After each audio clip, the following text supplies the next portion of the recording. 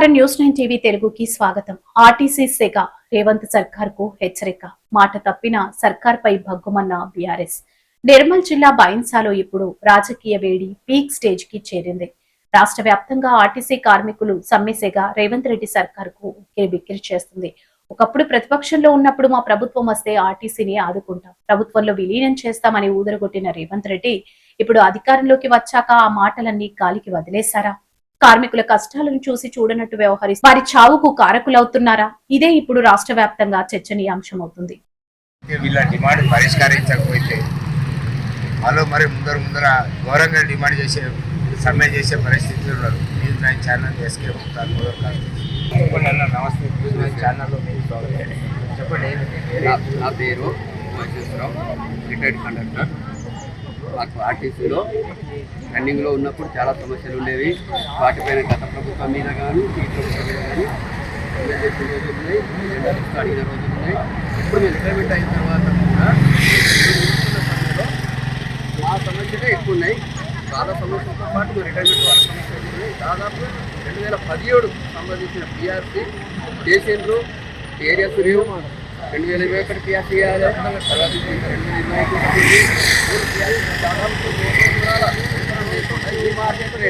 ఈ కార్మికులు ఎట్లా భరిస్తారు?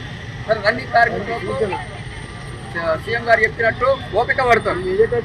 వాళ్ళు ఓపిక పడితే మేమంతా రిటైర్మెంట్ వాళ్ళము ఇప్పటికే మా కొంతమంది మూడో సర్వలోకం వెళ్ళిపోయారు. వాళ్ళకి ఎలా ఇస్తారు ఈయన డబ్బులు? ఈయన కూడా ఎక్కువ ఇస్తారా?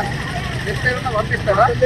కాబట్టి ఇచ్చే డబ్బులు, ఇచ్చే సమస్యలు చేయాల్సింది ఖచ్చితంగా సమయాన్ని చేస్తే ఖచ్చితంగా అందరికీ హ్యాపీగా ఉంటారు, డ్యూటీలు చేస్తారు. ఇంకోటి మహాలక్ష్మి పథకాన్ని తీసుకొచ్చాడు. దాన్ని 100% సక్సెస్ చేసింది, తెచ్చింది సీఎం గారు అయినా, సక్సెస్ చేసింది మా ఆర్టీసీ కార్మికులు. వీళ్ళ పబ్లిక్ మెచ్చుకుంటున్నా ఏం చేసినా ఆర్టీసీ కార్మికులు.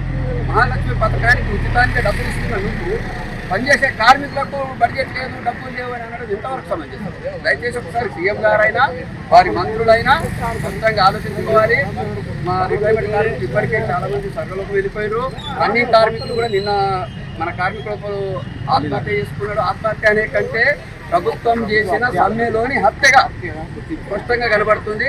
ఇలాంటివి జరగకూడదంటే ఈ చర్చలకు వచ్చిన నాయకులైనా మంత్రులైనా తక్షణమే ఇప్పుడున్న చర్చలు ముందుగా యాజమాన్యంతో అధికారులతో ఉంది, తర్వాత గవర్నమెంట్తో ఉంది.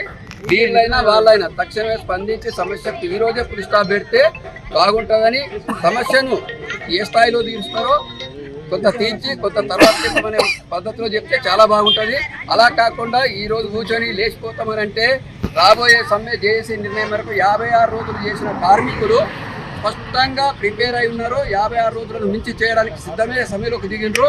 ఎక్కడ కూడా తగ్గడానికి కానీ వెనక్కి రావడానికి సిద్ధంగా లేరని, సమ్మెను ముందుకు తీసుకెళ్తారని, వెళ్లకుండా ఉండాలంటే సమస్యలు పరిష్కరించాలని గంటాపదంగా తెలియజేస్తూ మేము కూడా ఈ కార్మికులతో పాటే ఉన్నామని తెలియజేస్తూ ముగిస్తున్నాం. బీసీ వాళ్ళమే ఉన్నాము. దీంట్లో అందరము ఎవరు రావు రెడ్డిస్ 1% కూడా లేరు. కానీ ఇంకొకటి ఏంటంటే ప్రజాపాలనలో మీరు అడిగే క్వశ్చన్కి అయితే 100% మా వెనుక ఏ శక్తులు లేవు. మేమే కార్మికులము.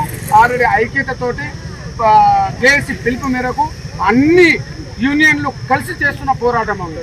మా వెనుక ఏ శక్తులు లేవు. ఆ శక్తులు ఉంటే ఈ పార్టీకి వేరే అవుతుంది, కానీ ఆ శక్తులు ఎలాంటివి లేవు. అవన్నీ బట్టి మాటలు బట్టి ఆర్టీసీ కార్మికులు సమ్మె చేయడము, గవర్నమెంట్ దగ్గర చర్చలు ఒక హామీ రావడం జరిగింది.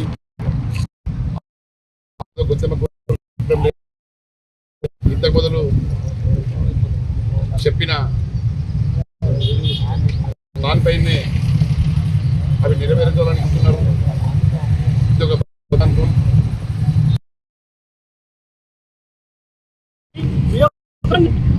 మీకేమన్నా సంజీవనం పెరుగుతామని ఒక్కరి జ్ఞానం ఉందంటే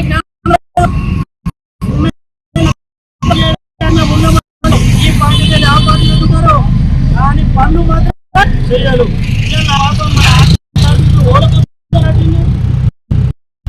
కావాలన్నంత జీతం కోసం ఉన్నా కూడా అటెండ్ కాలేని పరిస్థితులలో ఆర్టీసీ ఉంటుంది. రాజ్యం ఇదే మీ రాజ్యం ఇదే మీ రాజ్యం ఇదే మీ రాజ్యం. బైన్సా డిపో సాక్షిగా జరిగిన నిరసన ఇప్పుడు సంచలనంగా మారింది. ఇక వివరాల్లోకి వెళ్తే గత 3 రోజులుగా జేఏసీ పిలుపు మేరకు ఆర్టీసీ కార్మికులు తమ న్యాయమైన డిమాండ్ల కోసం పోరాడుతున్నారు. ఈ పోరాటానికి బీఆర్ఎస్ పార్టీ పూర్తి మద్దతు ప్రకటించింది. ఈ సందర్భంగా బైన్సాలో బీఆర్ఎస్ నాయకులు రేవంత్ సర్కార్ పై నిప్పులు చెరిగారు.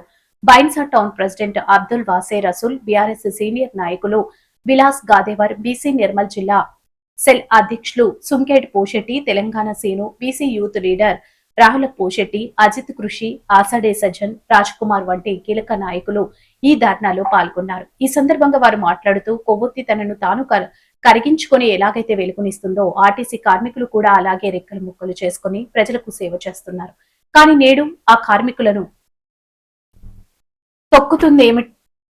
ఆ కార్మికులకు దక్కుతుందేమిటి? తీవ్ర పని ఒత్తిడి, అధికారులు ఇష్టానుసారమైన వేధింపులు, చాలని వేతనాలు. ఫలితంగా కార్మికులు గుండెపోటుతో పిట్టల్లా రాలిపోతున్నారు. ఇది ముమ్మాటికి ప్రభుత్వ నిర్లక్ష్యమే అని మండిపడ్డారు. ఇక ఆ ఆందోళనలో బీఆర్ఎస్ నాయకులు చేసిన వ్యాఖ్యలు ఇప్పుడు రాజకీయ వర్గాల్లో ప్రకంపనలు సృష్టిస్తున్నాయి.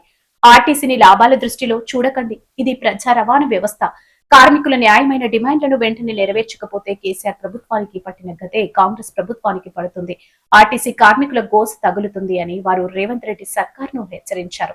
మా బైన్సా నియోజకవర్గం ప్రతినిధి షేక్ ముక్తార్ అలీ అందించిన సమాచారం ప్రకారం ఈ ఆందోళన రోజు రోజుకు ఉధృతమవుతుంది. ప్రభుత్వం ఇప్పటికైనా కళ్ళు తెరిచి చర్చలు జరపకపోతే పరిస్థితి మరింత విషమించే అవకాశం ఉంది. మరిన్ని అప్డేట్స్ కోసం చూస్తూనే ఉండండి న్యూస్ 9 టీవీ తెలుగు. చాయ్.